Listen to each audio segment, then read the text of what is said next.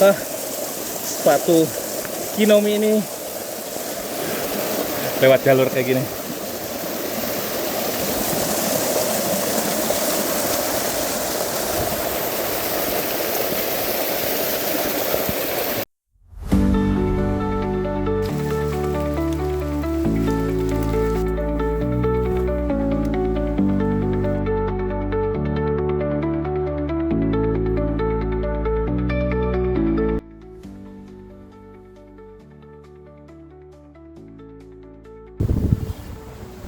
Selamat pagi teman-teman. Jadi sekarang gue akan coba unboxing sekaligus ya sedikit review mungkin ya sepatu merek dari Kinomi. Ini gue cobain kemarin di pendakian di Lawu Piaceto, dan kebetulan ya kalau teman-teman udah sempat lihat videonya itu memang kita dihantam hujan yang lumayan deras dengan trek yang lumayan licin. Nah, ini sekarang gue coba unboxing sekaligus ya review sedikit lagi ya. Ini pertama dari packingannya. Ini dengan dus berwarna putih kayak gini. Di depan di sini ada tulisan Kinomi aja, di atas ada tulisan Kinomi dengan peta Indonesia karena ini brand lokal Indonesia. Sebelah kanan kirinya ini ada tulisan Kinomi Footwear. Sebelah sininya juga ada tulisan 100% di Indonesia, diproduksi HJP, dan ini size-nya mulai dari ukuran 36 sampai ukuran 45 dia tersedia. Oke, bagian belakang ada tulisan lagi Kinomi Footwear. Dusnya sih terlihat biasa aja ya. Ya mungkin karena mengingat harganya yang sangat terjangkau ya. Jadi dari dusnya pun kelihatan murah sih sebenarnya. Di bagian dalamnya kita dapat bonus ini apa namanya kaos kaki berwarna putih dengan ada tulisan Kinomi dengan logonya. Kita simpan di sini. Mudah-mudahan nggak kena angin. Ini sepatunya dibungkus sama kertas kayak gini standar. Ini sepatunya. Di dalamnya nggak ada lagi.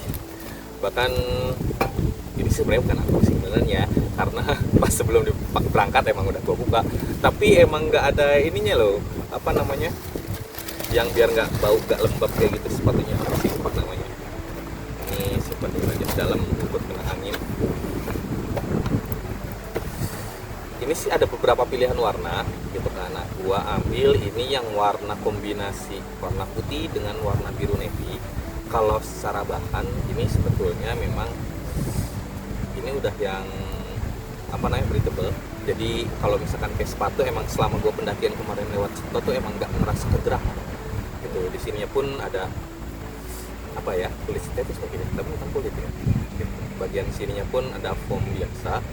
Bagian bawahnya ini udah bahan rubber gitu. Beberapa kali kemarin pas waktu gua pendakian di ini apa namanya di Cetok memang agak sedikit takut nih, aduh ini sepatu dengan harga segini kira-kira gimana gitu di trek yang licin, tapi ternyata alhamdulillahnya masih nge-grip sebetulnya, padahal ini rubber biasa gitu kan ya. Kecuali kalau misalkan kayak udah lumpur yang licin, temen gua aja yang pakai sepatu hiking tetap keset, apalagi sepatu yang ini, jadi gua nggak bisa expect yang terlebih. Nah, untuk di bagian dalamnya ini memang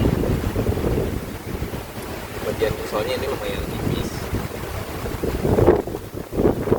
Nanti juga teman-teman nanti saya zoom di bagian dalam yang di sininya, ini tuh ya kayak bahan mesh kayak gitu bagian dalam sininya, jadi agak tipis ke bagian ininya, belum lagi insolnya agak tipis. Jadi pas gua kemarin ngerasain tuh bagian bawahnya tuh terasa keras sebenarnya gitu. Dan karena karakter kaki gua yang lebar, pas gua kemarin pendakian tuh agak sakit kalau misalkan di kaki itu di bagian sebelah sini, karena karakter kaki gua yang lebar. Terus pakai sepatu juga sebenarnya sih ukuran sepatu gua tuh 41, ini di up jadi gua pakai nomor 42, tapi masih sakit di bagian ke samping di sininya. Mungkin karena emang sepatu masih baru, belum lagi ininya nggak melar kayak gitu, jadinya justru malah lecet bagian sini aja sih sebenarnya. Tapi overall masih enak sebetulnya dipakai buat pendakian. Modelnya pun cakep sih sebenarnya dengan logo di sini Kinomi. warnanya kayak gini, ini logo-logo kayak gini, kayak merek sebelah lah NNN kayak gitu. Nah, ini mirip gitu kan, jadi modelnya juga.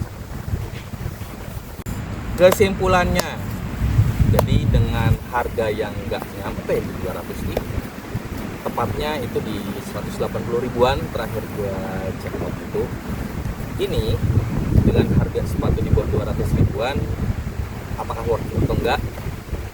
Menurut gue sih worth it sebetulnya, asalkan ngelihat, mungkin karena pengalaman pas di gua pakai tuh, nah, karakter kaki gua tuh lebar, jadi paling disarankan teman-teman naik size gitu. Gue yang biasanya 41, ini pakai 42, ternyata masih terlalu sempit di bagian kesampingnya, mungkin bisa naik jadi 43 kalau sebelumnya teman-teman biasa pakai nomor 41, atau biasa up satu ukuran untuk sepatu gunung. Nah, ini paling saya sih lebih menyarankan paling bisa naik 2 ukuran dari ukuran sepatu biasanya gitu. Terus untuk grip bagian bawah pun cukup oke, mengingat bagian bawahnya sebetulnya udah rubber. Terus kemarin di trek yang lumayan licin, ini cukup nge-grip juga, bahkan dengan beban yang gua pikul pas pendakian Via Ceto kemarin itu di atas 20 kilo, ini tergolong masih aman sebetulnya gitu, masih worth it dengan harganya yang segitu. Tapi kalau misalkan teman-teman expect lebih, apalagi udah pernah pakai yang sepatu lebih bagus, ya mungkin ini ekspektasi teman-teman harus dikurangi. Sekian review dari gua mengenai sepatu Kinomi Digar ini. Semoga suka, dan komen kalau seandainya ada masukan di video berikutnya. Terima kasih.